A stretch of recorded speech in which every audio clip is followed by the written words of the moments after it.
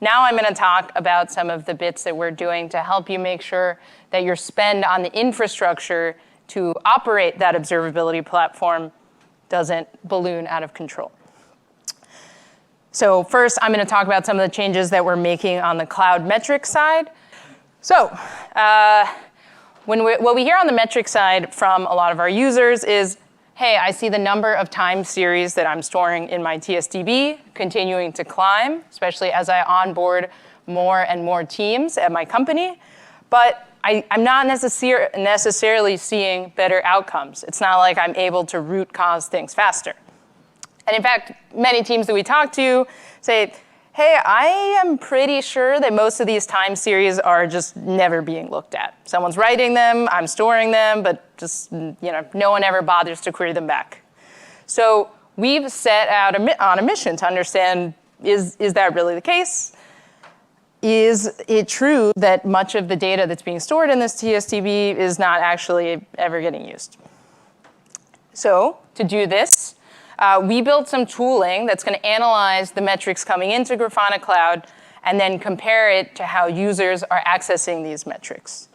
And if you think about looking at access patterns, there's really 3 signals that you have to look at doing this kind of analysis. 1, are the metrics being used in an alerting or a recording rule? 2, are they being used to power a dashboard?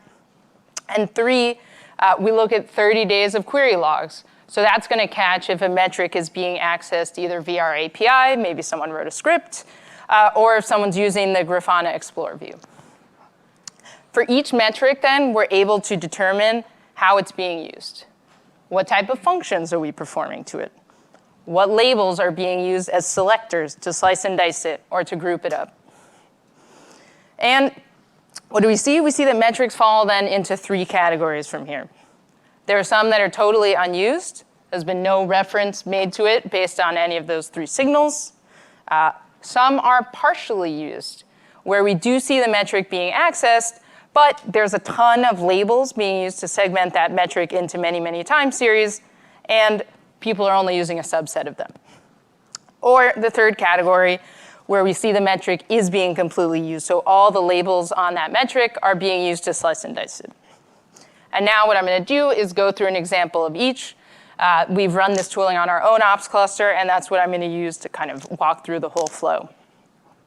So 1, here's the simplest example to explain.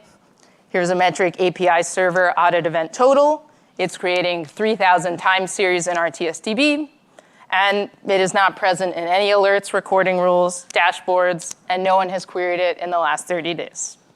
Sad. Bucket number 2, the metric is being used, but we don't actually see that all the detail is needed. So for this receive samples total metric that's creating 975,000 time series in our TSDB, we see it's present in some alerting rules, in a dashboard, and it's being queried.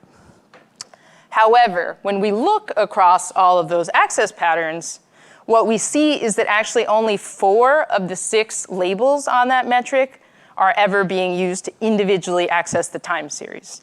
You can see kind of what I boxed here, and you can see that we're using user and cluster as selectors.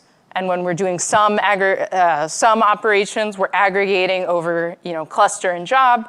But no one's ever bothering to look at the time series on a per instance and a per pod granularity.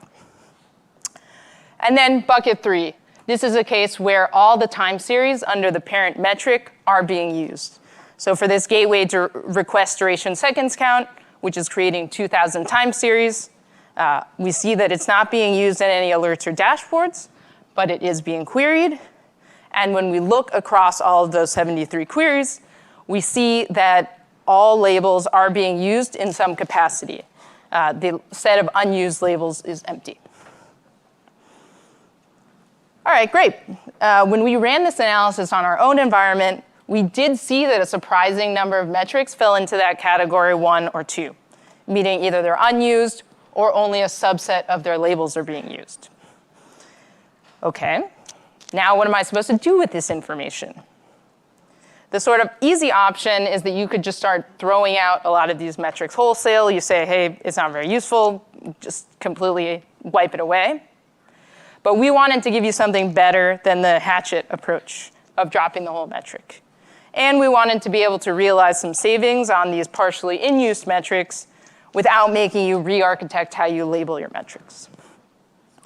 So we built some tooling that's a next stage that's going to give you a way to take these metrics and turn them into lower cardinality versions of themselves. Now, we're not the first to come up with this concept of aggregation.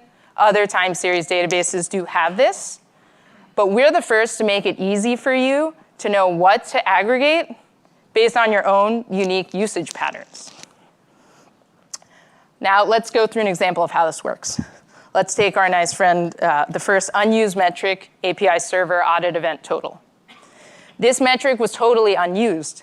So we have to actually make a guess on how best to aggregate it because we have no historic usage pattern. No one's using it. So what are we going to do? We're going to suggest an aggregation that is going to decrease the cardinality of that metric by looking at the labels on this metric and looking for the high cardinality ones. We look at both the cardinality of the labels, so how many values does it have, and the churn. How long is that time series alive for? And what we're going to do is we're going to recommend rolling up high churn or high cardinality labels. And as Tom mentioned in the keynote, what we think is really neat about this is that we're able to reduce the cardinality of this particular metric by a ton, but we're able to retain a lower fidelity version of that metric in our TSDB. So, even if it's not in use today, maybe at some point in the future, it will come in handy. And this is what we think of as efficiency, right? A balance between cost savings and still maintaining the ability to answer questions about your system. In the second case, where we saw the metric is used but not all the labels being used on it, this is actually the easier case, because we can suggest an aggregation that ensures that the existing access patterns are all honored, and we're just getting rid of the labels that are never touched. So in our case, we saw instance and pod were never used, so we can aggregate away those labels, giving you a savings there, reducing cardinality, but leaving in place all the other labels that you would use for your accesses. And so again, what do? We're able to roll up this metric to a fraction of what it was, but everything that you needed to know from before will still complete. And you yourself have to make no changes to your dashboards or alerts. They will continue to execute. Now, when I talked to our engineers about this, there was some concern because they say, sure, I haven't used this label in the last 30 days, but what if I want it in 2 days, 3 days? What if there's an incident next week that it's important? Well, we get it. Observability is not static. So what we can do today with the aggregations is that we provide a way to unapply them. And so here's an example with a metric. We had incident request duration seconds bucket, where we had an aggregation applied. The developer comes to us and says, hey, actually, I want to break this method down by, or break this metric down by method, which was a label we'd previously been aggregating away.